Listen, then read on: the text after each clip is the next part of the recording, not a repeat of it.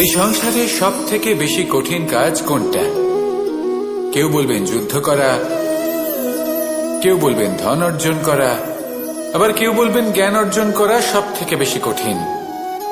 এবার প্রত্যেক ব্যক্তির নিজস্ব অভিজ্ঞতা আছে, আর সেই অনুসারে তার নিজস্ব একটা উত্তর আছে। সাধারণভাবে দেখতে গেলে এই সংসারে সব থেকে কঠিন হল তপস্যা করা, অর্থাৎ সব কিছু ত্যাগ করে তপস্যায় নিজেকে বিলীন করে দেওয়া। এবার এর থেকে বেশি কঠিন এই সংসারে আর কি বা হতে পারে? এই সংসারে, এই সমাজে, নিজের পরিবারের মধ্যে থেকেও ধৈর্য ধরে সামনে অগ্রসর হওয়া, এটা হলো সব থেকে কঠিন কাজ।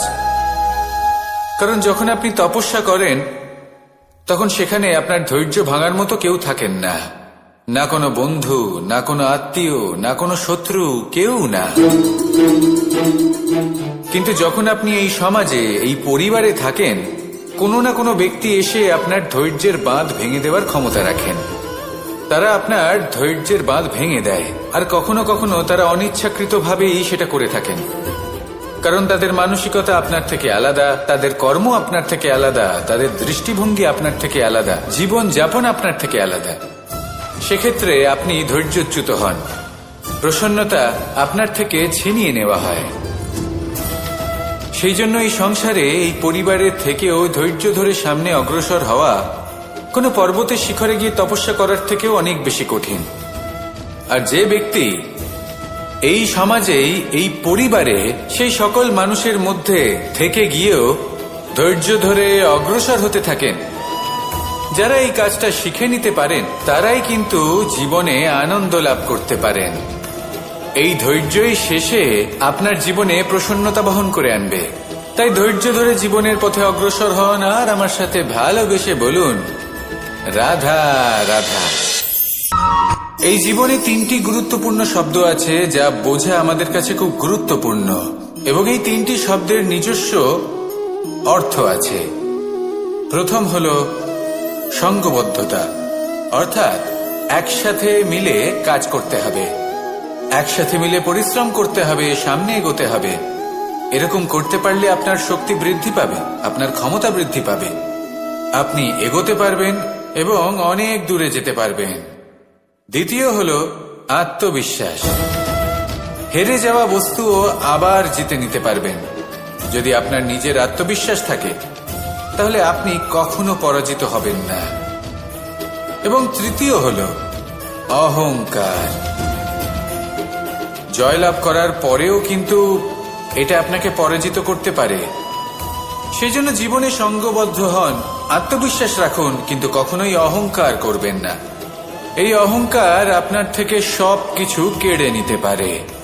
এই অহংকারের জন্যই মথুরাপতি কংস নিজের পতনের দিকে অগ্রসর হয়েছিলেন। এই অহংকারকে ত্যাগ করুন, আর আমার সাথে ভালোবেসে বলুন, রাধা রাধা। রাধা কখনো কখনো আমার জন্য বড়ই সুগন্ধি আতর নিয়ে আসে, পারিজাত ফুলের মালা নিয়ে আসে আমার প্রসাধন করবে বলে, এবং আমার সব থেকে বেশি প্রিয় মাখন নিজে হাতে বানিয়ে আনে আমাকে নিজে হাতে খাইয়ে দেবে বলে, সবকিছু আমাকে প্রসন্ন করবে বলে। কিন্তু আপনি কখনো ভেবেছেন যে এই আতর কিভাবে বানানো হয়? সহস্র ফুলের পাপড়ি একসাথে পিষে নিতে হয়, তারপরে তার থেকে যে রস নিঃসৃত হয় সেই রস দ্বারাই আতর তৈরি হয়। অনেক সংখ্যক ফুলকে অসীম যন্ত্রণা ভোগ করতে হয়, তবে তারা আমার প্রসাধন সামগ্রী হয়ে উঠতে পারে। দুধ থেকে মাখন তৈরি করার জন্য কতটা পরিমাণ মন্থন সহ্য করতে হয় সেটা আপনি জানেন। ঠিক সেই রকমই হলো আমাদের জীবনও। বিপদও আসে, কঠিন পরিস্থিতিও আসে, এর সম্মুখীন হতে শিখুন। মনে রাখবেন, আপনি হলেন সেই দুধ যাকে মন্থন সহ্য করতে হবে মাখন হয়ে ওঠার জন্য। মনে রাখবেন, আপনি হলেন সেই ফুলের মতন যাদের পিষ্ট হতে হবে সুগন্ধি আতর হয়ে ওঠার জন্য, যাকে এই সংসার পছন্দ করে। কখনো কখনো জীবনে আপনার সাথে খারাপ শুধুমাত্র এই কারণে ঘটে যাতে আপনার শ্রেষ্ঠ রূপ এই সংসারের সামনে আসতে পারে। শুধুমাত্র কঠিন পরিস্থিতি এবং বিপদকে একটা সুযোগ হিসেবে দেখার চেষ্টা করুন। আপনার জন্য এই সংসার বদলে যাবে, সংসারকে দেখার দৃষ্টিভঙ্গি পাল্টে যাবে, আপনার ভাগ্য পাল্টে যাবে, আর এই মন প্রসন্ন হয়ে বলবে রাধা রাধা। আমরা যখনই কোনো গাছের চারা রোপণ করি তখন সবার আগে পরীক্ষা করে দেখি যে যেখানে আমরা চারা রোপণ করতে চলেছি সেখানকার মাটি আদৌ উর্বর কিনা, সেই মাটি সেই চারাকে বাড়তে সাহায্য করবে কিনা। যখন একটা চারা রোপণের আগে আমরা এত কিছু ভাবতে পারি, তাহলে কাউকে বিশ্বাস করার আগে আমরা কেন ভাবি না? জীবনে কখনো এই বিশ্বাসরূপী চারা কোথাও রোপণ করার আগে বোঝার চেষ্টা করুন যে যার উপর আপনি বিশ্বাস করতে চলেছেন সে কি আদৌ আপনার বিশ্বাসের যোগ্য কি না। ভেবে দেখুন সেই ব্যক্তি ভবিষ্যতে গিয়ে আপনার বিশ্বাস ভাঙতে পারে কিনা। এটাও ভেবে দেখুন যে যাকে আপনি বিশ্বাস করতে চলেছেন তাকে আপনি বিশ্বাস করলে নিজের জীবনের উদ্দেশ্যে আপনি অগ্রসর হতে পারবেন কিনা। আর তার জন্য প্রয়োজন সঠিক সিদ্ধান্ত, পরখ করা, কোনটা উচিত কোনটা অনুচিত সেটা বোঝা। আর তাতে কিন্তু আপনি সন্দেহবাতিক হবেন না, তাতে আপনি আরো নিপুণ হয়ে উঠবেন। তাই যদি আপনি নিপুণ হয়ে উঠতে চান তাহলে বোঝার চেষ্টা করুন, পরখ করে দেখুন, কোনটা উচিত কোনটা অনুচিত বুঝুন। আর বিশ্বাস তখনই করুন যখন আপনি 100% নিশ্চিত হবেন যে সে বিশ্বাসের যোগ্য। আসুন আমার সাথে ভালোবেসে বলুন রাধা রাধা। পাশা নামক এই খেলাটি আপনারা নিশ্চয়ই খেলেছেন, না খেলে থাকলে দেখেছেন, আর যদি দেখেও না থাকেন তাহলে নিশ্চিত রূপে শুনেছেন। মহাভারতের এই মহাযুদ্ধ কোথাও না কোথাও এই পাশা নামক খেলার কারণে হয়েছিল।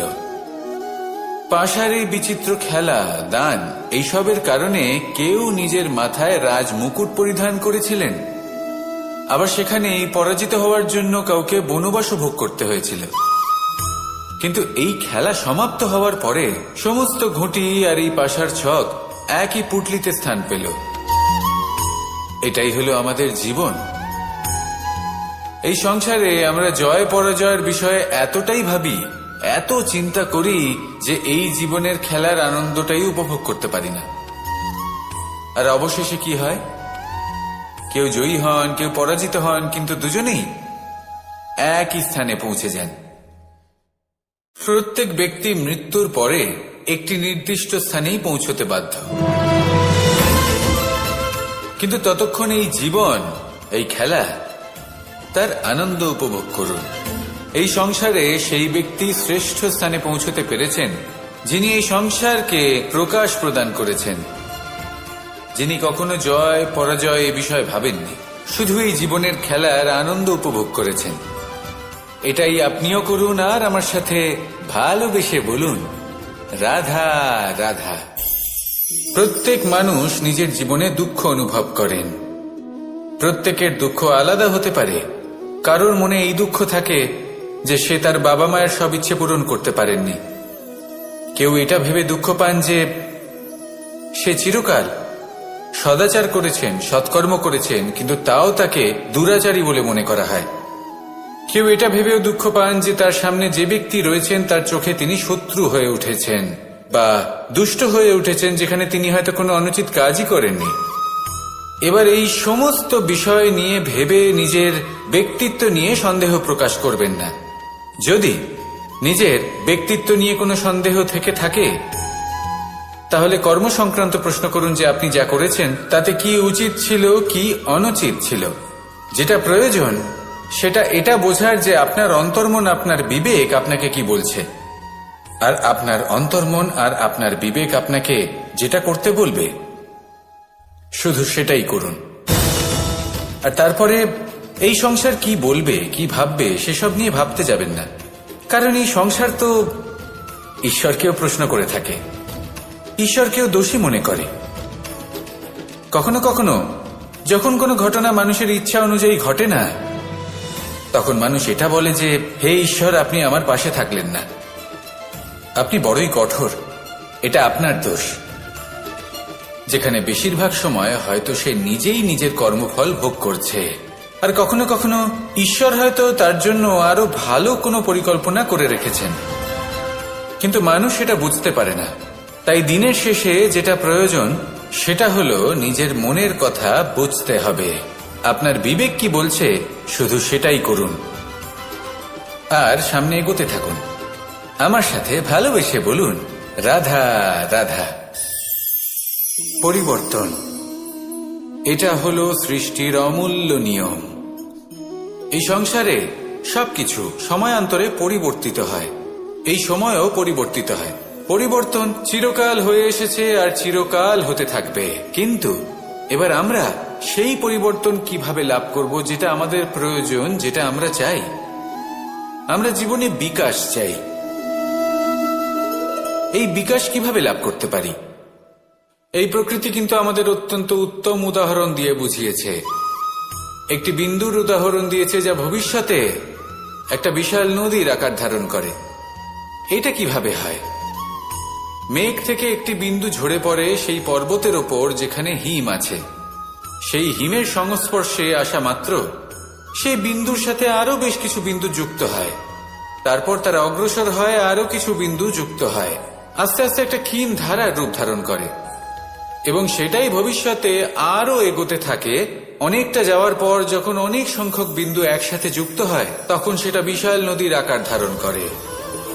এবার আমরা মানুষ বলে আমাদের সাথে এই নিয়মের অন্যথা হয় তা নয়। আমরাও এই প্রকৃতির অংশ, আমাদের ক্ষেত্রেও একই নিয়ম প্রযোজ্য। যখন পরিশ্রম করে অনেক সংখ্যক বিন্দু আমরা একত্রিত করব তখনই পরিবর্তনের নদী প্রবাহিত হবে। প্রয়োজন হল নিরন্তর পরিশ্রম করা এবং ধৈর্য ধরা। এটা করতে থাকুন, জীবনে সবকিছু লাভ করতে পারবেন, কারণ প্রকৃতি আমাদের এটাই শিখিয়েছে। আর আমরা এই ব্রহ্মরই একটি অংশ, যার দ্বারা এই ব্রহ্মাণ্ড নির্মিত। আসুন আমার সাথে ভালোবেসে বলুন, রাধা রাধা। কখনো এই প্রকৃতির দিকে তাকিয়ে থাকবেন। এই প্রকৃতি অনেক ধরনের শিক্ষা দেয়। কোন একটা গাছকে দেখুন কিভাবে সে মাটি থেকে জল শুষে নেয়। সে ঝড় হোক বা হোক কড়া রোদ সব সহ্য করে এবং অবশেষে সে ফল ধারণ করে। আর সেই ফল উৎপন্ন করার পরে সে ফল কিন্তু সে নিজে গ্রহণ করে না, এই সংসারকে প্রদান করে, যাতে পশু পাখি মানুষ তারা এই ফল গ্রহণ করে শক্তিশালী হয়ে উঠতে পারে, সুস্থ থাকতে পারে। সেভাবেই নদী, সরোবর এরা নিজেরাও কিন্তু নিজেদের জল গ্রহণ করে না, মাটিকে প্রদান করে, পশু পাখিকে প্রদান করে। সূর্য নিজেও নিজের জন্য প্রজ্বলিত হয় না, সে প্রকাশ ছড়িয়ে দিতে চায় আমাদের সবার কাছে, সে আলো পৌঁছে দিতে চায়। এই প্রত্যেকের কর্মে পরমার্থ নিহিত আছে, আর সেই জন্যই এদের সকলকে পুজো করা হয়। তাই মনে রাখবেন, আপনার কাছে জীবন যাপনের অতিরিক্ত যা কিছুই আছে তা পরমার্থের জন্য। তাহলে তার সদ্ব্যবহার করুন আর আমার সাথে ভালোবেসে বলুন, রাধা রাধা। আমরা প্রত্যেকেই অবশ্যই এমন সময় দেখেছি যখন অনেকগুলো সমস্যা একসাথে আমাদের জীবনে এসে পড়ে। সমস্যা আমাদের প্রত্যেকের জীবনেই থাকে। আমরা তার সমাধান খুঁজতে চেষ্টা করি, কখনো সমাধান খুঁজে পাই, আবার কখনো যতই চেষ্টা করি না কেন কোনো সমাধান খুঁজেই পাই না। আর যখন এটা হয় তখন মানুষ অত্যন্ত বিচলিত হয়ে পড়েন।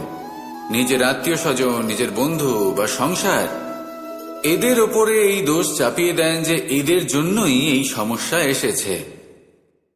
এবার যদি আমি আপনাকে কোনো পরামর্শ দিই তাহলে এটাই বলবো যে দৃষ্টিভঙ্গি পাল্টে দেখুন। এই দৃষ্টিভঙ্গি দিয়ে দেখুন যে এই সংসারে যে সমস্যায় আসুক না কেন তার জন্য কেউ দোষী নয়, না আপনি না অন্য কেউ। এই পুরো খেলাটাই আপনার মানসিকতা, আপনার দৃষ্টিভঙ্গির, আপনার মনের। কিভাবে বোঝাচ্ছি? যখন আমাদের মন শক্ত থাকে তখন কঠিন থেকে কঠিনতর পরিস্থিতিও আমাদের জীবনে খুব বেশি হলে প্রতিস্পর্ধা হয়ে থেকে যায়। সেখানে যদি আমাদের মন দুর্বল থাকে, তখন অল্প কঠিন পরিস্থিতিও আমাদের কাছে খুব বড় সমস্যা হয়ে যায়, তাই না? একটা শক্ত মন কঠিন পরিস্থিতিকে প্রতিস্পর্ধা হিসেবে দেখে আর তার মধ্যেও একটা সুযোগ খুঁজে নেয়। আমাদের শুধু এটাই করতে হবে। এই সংসারে অন্য কাউকে দোষী মনে করলে আপনার সমস্যা দূর হয়ে যাবে না। সেই জন্য এই সংসারকে দোষ দেওয়ার বদলে এই সমস্যার মূলে চলে যান, সেটাকে বুঝুন, নিজের এই মনকে শক্ত করে তুলুন। যদি আপনার মন শক্তিশালী হয়, তাহলে এই সংসারে অনেক বড় বড় কঠিন থেকে কঠিনতর পরিস্থিতিও যদি আসে, আপনার জীবনে যতই বড় বড় সমস্যা আসুক না কেন, আপনার লক্ষ্য লাভে বাধা দিতে পারবে না। আসুন আমার সাথে ভালোবেসে বলুন, রাধা রাধা। আমরা সবাই পাথর দেখেছি, পর্বতও দেখেছি, শুকনো পাতাও দেখেছি, শ্যামল বনানীও দেখেছি। কখনো ভেবেছেন পাথরের অস্তিত্ব কিন্তু ততক্ষণ পর্যন্ত যতক্ষণ সে পর্বতের গায়ে আটকে থাকে। যখন সেই পর্বত থেকে সেই পাথর ভিন্ন হয়ে যায় ও নিজের অস্তিত্ব হারিয়ে ফেলে। আস্তে আস্তে কখনো পাথর কেটে বা কখনো পিষ্ট হয়ে সেই পাথর আস্তে আস্তে মাটিতে পরিণত হয় এবং পূর্ণরূপে নিজের অস্তিত্ব হারিয়ে ফেলে। এটাই পাতার সাথেও হয়। এই পাতা যতক্ষণ গাছের ডালের সাথে যুক্ত ততক্ষণ তার অস্তিত্ব থাকে। যখনই ডাল থেকে বিচ্ছিন্ন হয়, সেও নিজের অস্তিত্ব হারিয়ে ফেলে। আর এটাই আমাদের সাথেও হয়। যতক্ষণ আমরা নিজেদের আপনজনের সাথে যুক্ত থাকি, আমাদের অস্তিত্ব বজায় থাকে। যখন আপনজনদের সাথে সম্পর্ক ছিন্ন করি, তখন আমরাও আমাদের অস্তিত্ব হারিয়ে ফেলি। এবার এই সংসারের প্রত্যেক ব্যক্তি স্বতন্ত্র থাকতে চান, আর অনেক ব্যক্তি স্বতন্ত্র থাকবেন বলে আপনজনদের দূরে করে দেন আর তাদের সাথে এই সম্পর্ক ছিন্ন করেন। এটা কি সত্যি প্রয়োজন? আপনজনদের সাথে সম্পর্ক ছিন্ন করে নিজের অস্তিত্ব হারিয়ে ফেলা প্রয়োজনীয়, নাকি আপনজনদের সাথে সম্পর্ক বজায় রেখে নিজেদের স্বতন্ত্র করে রাখা সেটা আবশ্যক? নির্বাচন আপনারই।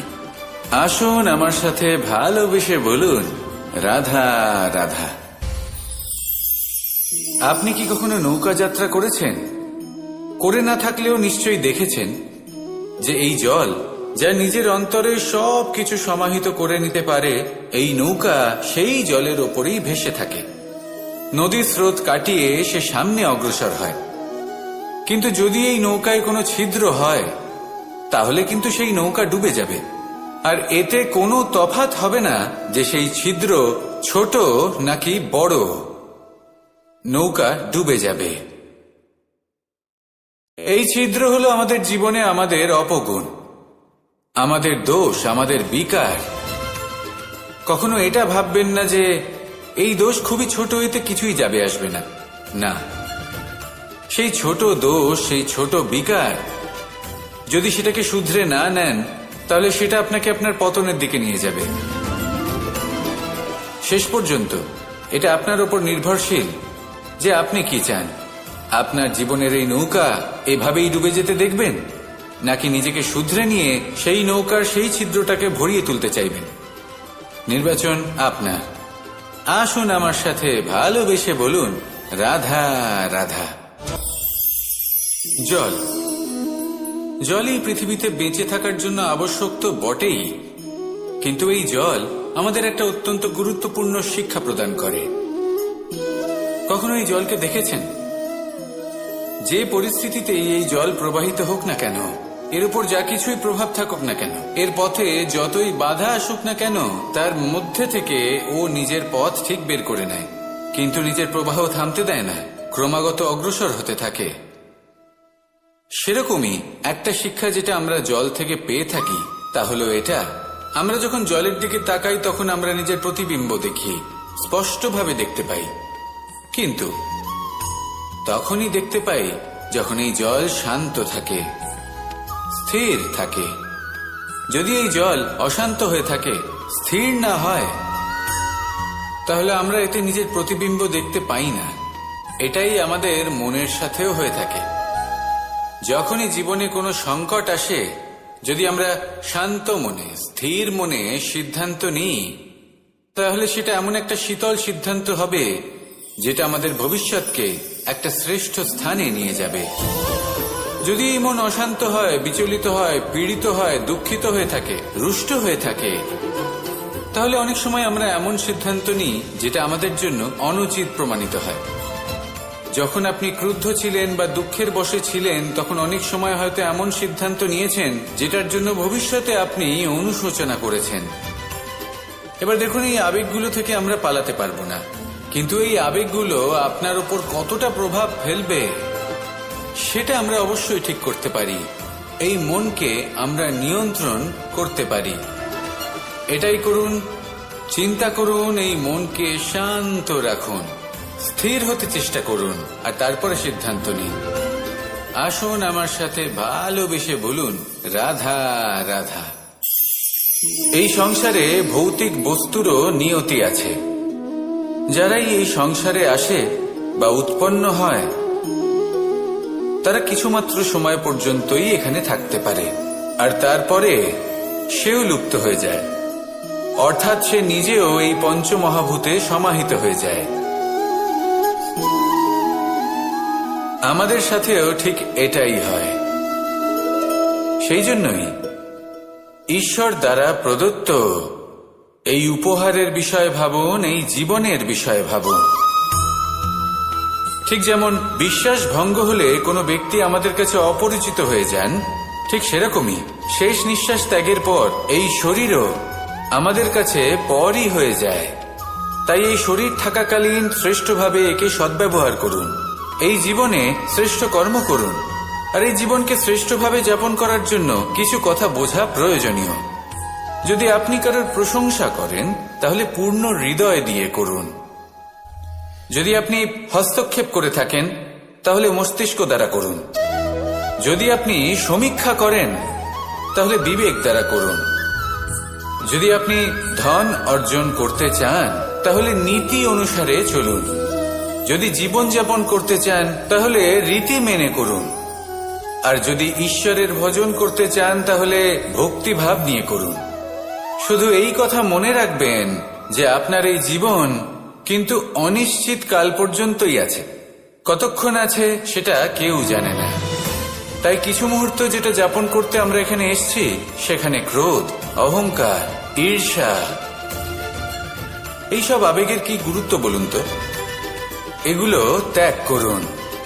মানুষকে ক্ষমা করতে শিখুন, আস্তে আস্তে বিশ্বাস করতে শিখুন। এই সংসারে নিঃস্বার্থভাবে প্রেম করতে শিখুন, আর সবার মধ্যে আনন্দ বিতরণ করুন। তাই এই সব গুণ যদি আপনি আত্মসাৎ করতে পারেন, তাহলে আপনার জীবনে শুধু আনন্দ এবং আনন্দই বিরাজমান হবে। আসুন আমার সাথে ভালোবেসে বলুন, রাধা রাধা। এবার কখনো কখনো জীবনে আমাদের মনে হয় যে চতুর্দিকে শুধুমাত্র অন্ধকারই হয়ে আছে। প্রত্যেকেরই তা কখনো মনে হয়। আর তখনই আমাদের নিরাশ হলে চলবে না, আমাদের দুঃখী হলে চলবে না। সেই সময় আমাদের খুঁজতে হবে নিজেদের আশেপাশে, চতুর্দিকে, আর কোথাও না কোথাও আমরা প্রকাশ অবশ্যই দেখতে পাব, আশার একটা কিরণ অবশ্যই দেখতে পাব। কেউ এমন একটা কর্ম করেন যেটা দেখে আমরা প্রেরিত হয়ে যাই, আর এমন কোনো কর্ম যদি আপনারা করেন, তাহলে সেই কর্ম আপনার মনকে প্রসন্ন ভাব, আনন্দ এবং ভালোবাসা দ্বারা ভরিয়ে তুলবে। আপনার অন্তরের সেই অন্ধকারের অন্ত করবে, দুঃখেরও অন্ত করবে। আর এই মন প্রসন্ন ভাব নিয়ে বলবে, রাধা রাধা। যদি কোনো সিংহ বানরের মতো গাছে চড়তে চেষ্টা করে, তাহলে কি হবে? একটা মাছ যদি মাটিতে হাঁটতে চেষ্টা করে, তাহলে কি হবে? তারা বিফলই হবে। কিন্তু এরকম কেন হয়? তার কারণ হলো প্রকৃতির রচনা কিছুটা এরকম। এখানে প্রত্যেকটি ব্যক্তিকে, প্রত্যেকটি প্রাণীকে আলাদা আলাদা গুণের অধিকারী করা হয়েছে, এবং সকলকে একটা সীমাও প্রদান করা হয়েছে। এবার এই যে বৃক্ষ, পশু, পাখি, এদের মধ্যে সেই ক্ষমতাই নেই যে এরা নিজেদের যাচাই করতে পারবে, নিজেদের সীমাগুলো বুঝতে পারবে, নিজেদের সদ্গুণগুলো চিনতে পারবে, এরা সেটা করতে পারবে না। কিন্তু মানুষ তো আলাদা।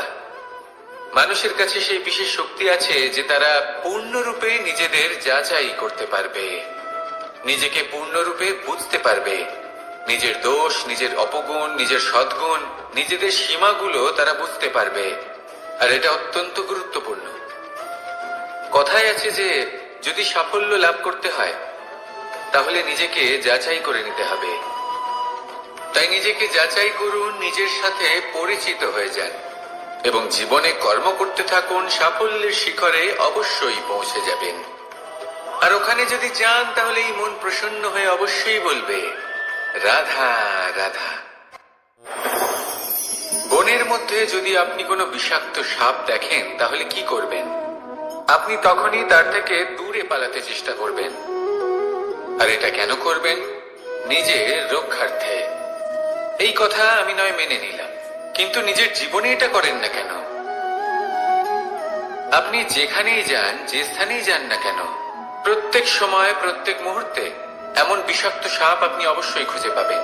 আর সেই সাপ নয় যাদের আপনি বনে খুঁজে পাবেন, এরা হলো সেই সাপ যা আপনাকে পাপ করতে বাধ্য করবে। আপনার অন্তরের বাসনা, ক্রোধ, অহংকার, লোভ, ঈর্ষা এদের বৃদ্ধি ঘটাবে।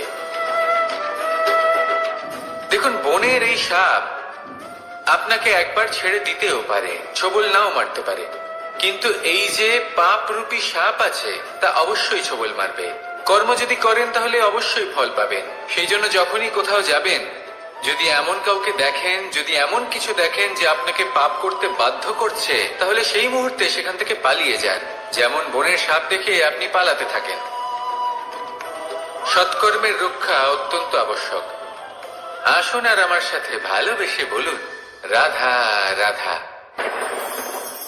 মনুষ্য জীবনের সব থেকে বেশি গুরুত্বপূর্ণ বিষয় হল মনের একাগ্রতা। এই সংসারের যে কটি মহান কার্য সম্পাদন হয়েছে তা হল মনের এই একাগ্রতার একমাত্র ফল। আপনি অবশ্যই দেখে থাকবেন, অনেক ছোট বড় নদী যা বয়ে চলে তাদের সামনে একটা বাঁধ নির্মাণ করা হয় সেই সব নদীর জল সঞ্চয় করতে। বাঁধ হয়ে গেলে প্রয়োজন মতো বা মনের ইচ্ছে মতো তাকে ব্যবহার করা সম্ভব। এবার এটাই আমাদের মনের সাথেও সম্ভব। আমাদের মনের একাগ্রতা আজকের দিনে দাঁড়িয়ে বিভিন্ন ধরনের বিকার, ক্রীড়া এবং ভোগের মধ্যে ভাগ হয়ে গেছে। একে একত্রিত করতে হবে, একটা বাঁধ নির্মাণ করতে হবে।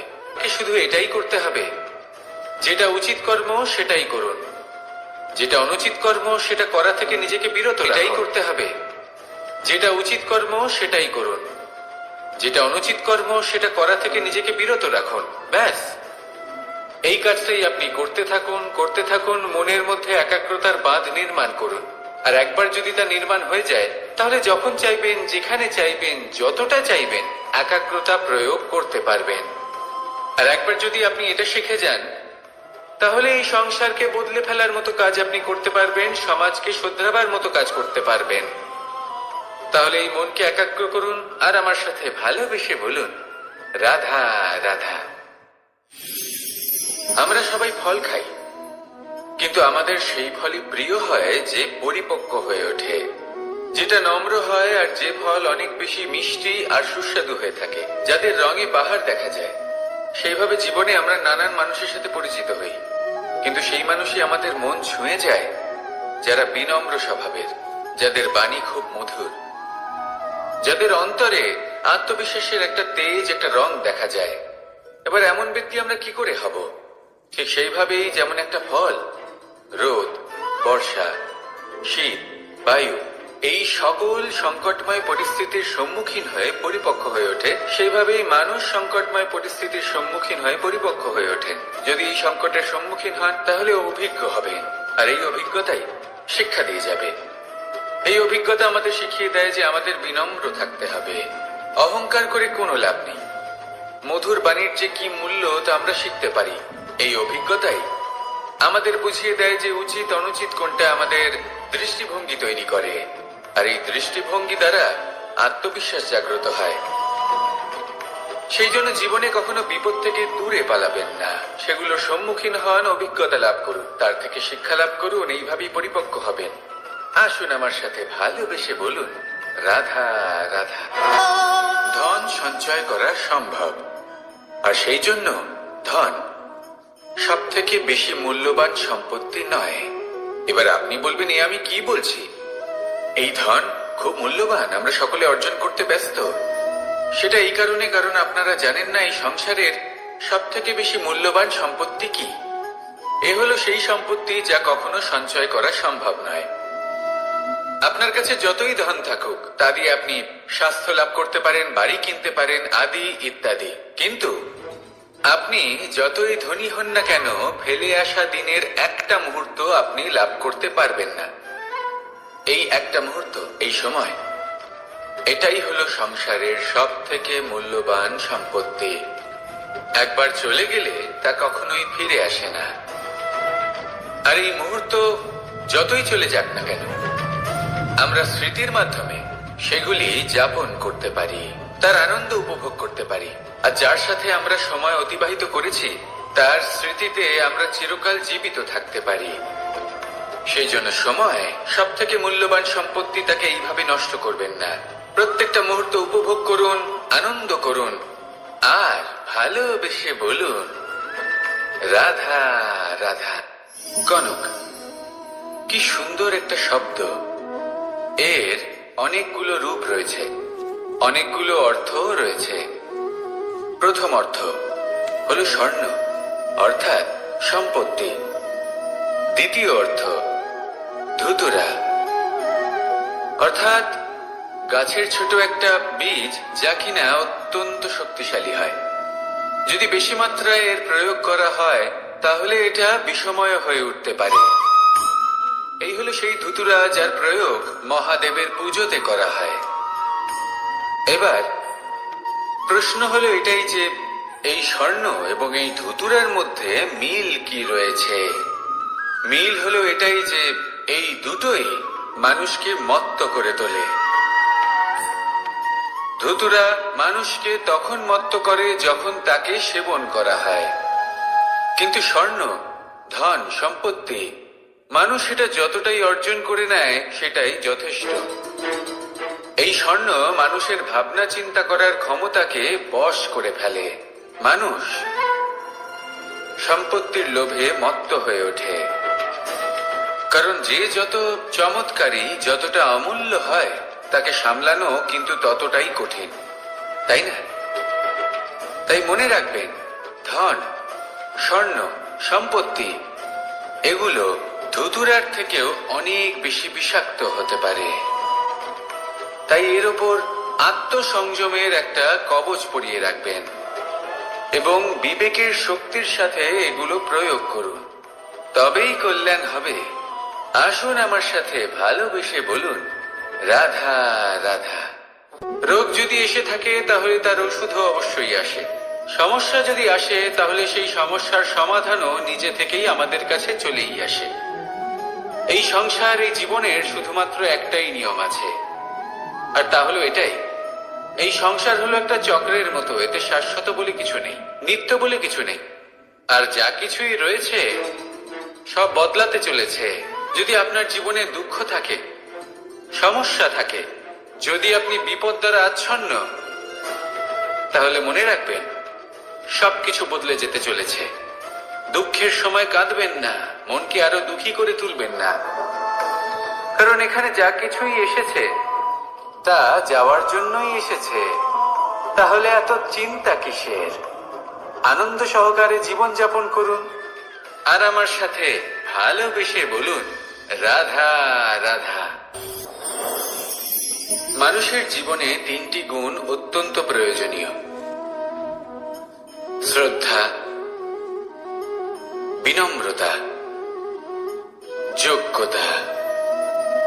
যদি জ্ঞান লাভ করতে চান তাহলে শ্রদ্ধার প্রয়োজন, যদি মান লাভ করতে চান তাহলে স্বভাবে বিনম্র হওয়া প্রয়োজন, আর যদি মনোবাঞ্ছিত স্থান লাভ করতে চান তাহলে যোগ্যতার প্রয়োজন। বিষয়টা সহজ। শ্রদ্ধা আপনাকে জ্ঞান দেবে, নম্রতা আপনাকে মান, আর যোগ্যতা উচিত স্থান দেবে। কিন্তু যদি আপনি এই তিনটি গুণ সম্মিলিত করেন তাহলে এমন কিছু লাভ করবেন যা এই সব কিছুর থেকে অনেক ঊর্ধ্বে। সম্মান। আর এ হলো সেই সম্মান যা প্রত্যেক মানুষের নিজের জীবনে লাভ করতে চেষ্টা করা উচিত, কারণ এই হলো সেই সম্মান যার কারণে আপনি চলে যাওয়ার পরেও এই সংসার আপনাকে ভালোবাসবে আর মনে রাখবে। আসুন আমার সাথে ভালোবেসে বলুন, রাধা রাধা। জীবনে গতি অত্যন্ত গুরুত্বপূর্ণ, মতিও হলো গুরুত্বপূর্ণ, এবং তার থেকেও বেশি গুরুত্বপূর্ণ হলো সঙ্গতি।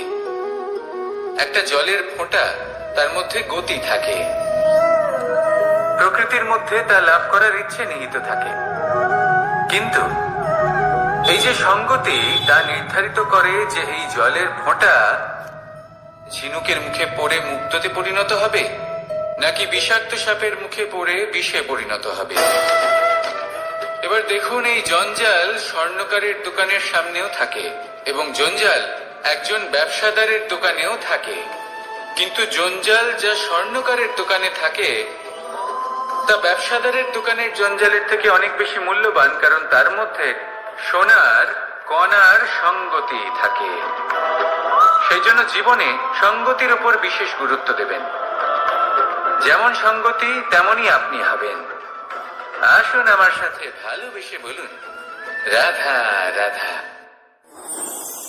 প্রত্যেক প্রাণী ভালোভাবে জীবন যাপন করতে চান, এটা তাদের স্বভাবে আছে এবং ভাবাটা অনুচিত নয়। কিন্তু একটা ভালো জীবনের গুরুত্বপূর্ণ অংশ কোনটা? বসবাসের স্থান, সেই স্থান যেখানে আমরা জীবন অতিবাহিত করি। এবার মানুষ ভাবতে পারেন যে একটা ভালো বাসস্থানের অর্থ কি? সেই স্থান যেখানে সহজে জল পাওয়া যায়, যেখানে শুদ্ধ বায়ু পাওয়া যায়, যেখানে আনাজ উৎপন্ন হয়। এটা জীবনযাপনের জন্য পর্যাপ্ত বটে, কিন্তু ভালো জীবনযাপনের জন্য আরো একটা কথা আপনাকে বুঝতে হবে। সাধু, জ্ঞানী, পণ্ডিত ব্যক্তি, এই সকল মহাপুরুষ, এনাদের যে বাসস্থান তা অত্যন্ত বিশেষ হয়। এখানে এক ধরনের বিশেষ ইতিবাচক শক্তি থাকে, এমন একটা স্থান যেখানে দেবতারাও বিচরণ করে। জীবন আমরা সবাই যাপন করি, কিন্তু জীবনের উদ্দেশ্য শুধুমাত্র জীবন যাপন করা নয়। জীবনের উদ্দেশ্য হল মুক্তি লাভ করা। আর এই সকল সাধু, জ্ঞানী, পণ্ডিত ব্যক্তি, এই সকল মহাপুরুষ আপনাকে মুক্তির পথে নিয়ে যেতে পারেন, কারণ এরা হলেন সেই মহাপুরুষ যারা নিজেদের অন্তরের বিকার, অহংকার, ক্রোধ, বিদ্বেষ, এই সকল দোষগুলিকে ত্যাগ করেছেন, এদের উপর বিজয় লাভ করেছেন। এমনই একজন ব্যক্তি আপনাকে মুক্তির পথে নিয়ে যেতে পারে। প্রয়োজন হলো শুধুই এনাদের চিনতে পারা, এদের কথা বুঝতে পারা এবং এদের দেখানো পথে চলা। যদি আপনি এটা করতে পারেন তাহলে এই মন প্রফুল্ল হয়ে বলবে, রাধা রাধা।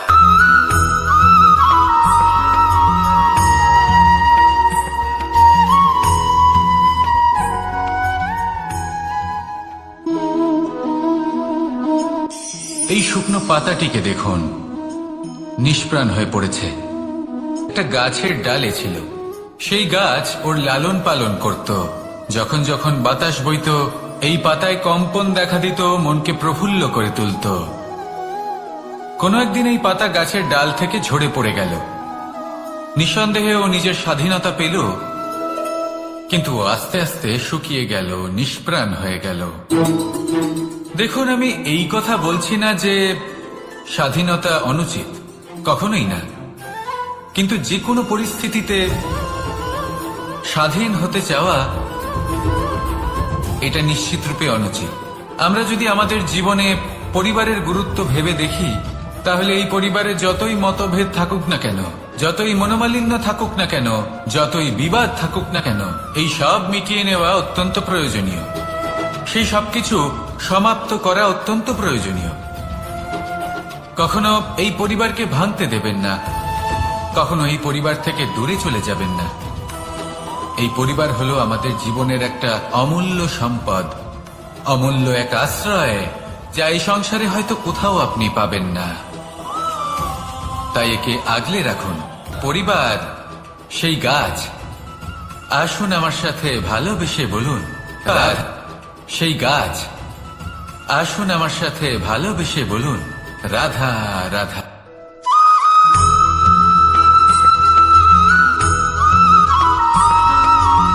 এই সংসারে প্রত্যেক মানুষ এটাই সর্বশ্রেষ্ঠ সময় কোনটা? মহাদেব হাসলেন আর উনি বললেন, জীবনে উৎসব পালনের সব থেকে শ্রেষ্ঠ দিন হল মৃত্যুর ঠিক আগের দিনটা। প্রেম ভাগ করে নেওয়ার সব থেকে শ্রেষ্ঠ মুহূর্ত হল মৃত্যুর ঠিক আগের মুহূর্ত। জীবনকে উপভোগ করে নেওয়ার সর্বশ্রেষ্ঠ প্রহর হল মৃত্যুর এক প্রহর পূর্বে। তখন আমি চমকে গেলাম। আমি বললাম, কিন্তু মহাদেব, মৃত্যু তো অনিশ্চিত, আমরা জানিও না কবে আমাদের মৃত্যু হবে। মহাদেব আবার হাসলেন। উনি বললেন যে যদি আমরা এভাবে জীবন কাটাই যে আমরা জীবনের প্রত্যেক দিন, প্রত্যেক মুহূর্ত, প্রত্যেক প্রহর শেষ বলে মনে করি, তাহলে আমাদের সমস্ত জীবন আনন্দের সাথেই অতিবাহিত হবে। কি বলেন?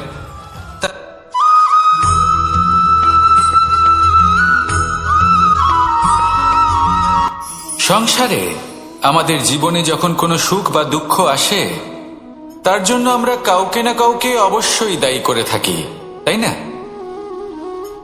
এই ব্যক্তি আমাদের সাথে এরকম কাজ করেছেন, তাই আমার সাথে এমন হলো। ওই ব্যক্তি যদি এমনটা না করতেন, তাহলে আজ আমি ওই স্থানে পৌঁছতে পারতাম।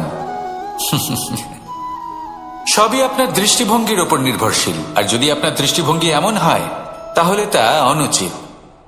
সত্যি কথা বলতে, এই সংসারে ভিন্ন ভিন্ন ধরনের মানুষ আছে।